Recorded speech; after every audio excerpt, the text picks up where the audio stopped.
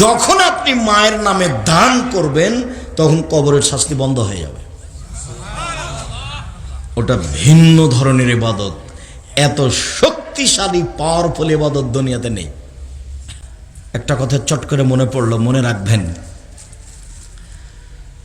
যে আমার কাছে সাহায্য চায় তখনই আমার মনে হয় যে ও টাকা নিয়ে যে কি করবে, খাইয়ে নেবে না, কি কাজে লাগাবে কিনা, এটা একটা মনে বলে, এভাবে হয়ে আসছে। এইটা পরে মনে রাখবেন, দান হলো সবচেয়ে শক্তিশালী ইবাদত। সালাত একটা ইবাদত, নামাজ একটা ইবাদত, রোজা একটা ইবাদত, হজ একটা ইবাদত, তাসবিহ তাহলিল একটা ইবাদত, কোরআন তেলাওয়াত একটা ইবাদত। সবচেয়ে শক্তিশালী ইবাদত কি বলেন তো? দান। সালাত আদায় করেছেন, নামাজ পড়েছেন, আপনার উপকার, মায়ের কোনো লাভ হবে না, কবরে আছে। সিয়াম পালন করেছেন, সিয়াম দামি ইবাদত, আপনার নেকি হবে, মায়ের উপকার হবে না। হজ করেছেন 10 লাখ টাকা খরচ করে, আপনার উপকার, মায়ের কোনো লাভ হবে না। যখন আপনি মায়ের নামে দান করবেন তখন কবরের শাস্তি বন্ধ হয়ে যাবে। ওটা ভিন্ন ধরনের ইবাদত, এত শক্তিশালী পাওয়ারফুল ইবাদত দুনিয়াতে নেই। তো মাথায় থাকবে, দান করলাম, অতএব কোন ইবাদত করলাম? সবচেয়ে শক্তিশালী ইবাদত করলাম, তখন আপনি শান্তি পাবেন। নইলে খালি আরে টাকাটা দিলাম ওকে, টাকাটা তো মনে হয় মদ খাবে, এই দিক পরে। আগে মাথায় রাখতে হবে যে দান ইবাদতের জগতে শক্তিশালী দান। হ্যাঁ, আপনি ভালো জায়গায় দেন,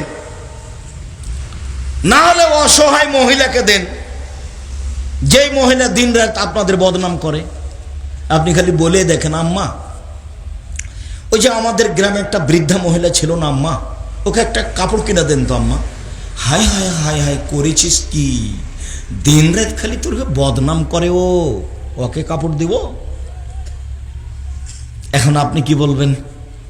আম্মা, চাঁপাইনবাবগঞ্জের ভাষাতে একটা কথা আছে, শত্রুকে বড় পিঠে বসতে দিতে হয়, শত্রুকে ভালো চেয়ারটা বসতে দিতে হয়, শত্রুকে ভালো জায়গাটা বসতে দিতে হয়।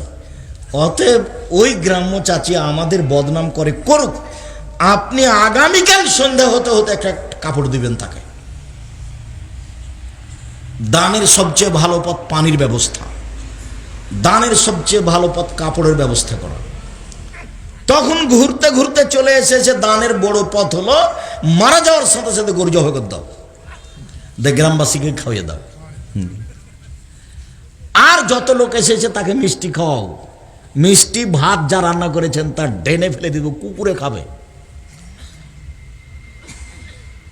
আপনার বাড়িতে আপনার বাপ মারা গেছে, আপনার বাড়িতে 3 দিন খানা মানুষে দিবে, রান্না বান্না হবে না, 3 দিন শোক পালন। সেখানে আপনি এত রান্না করলেন মানে ওগুলো ড্রেনে ফেলে দেন, কুকুরে খাবে।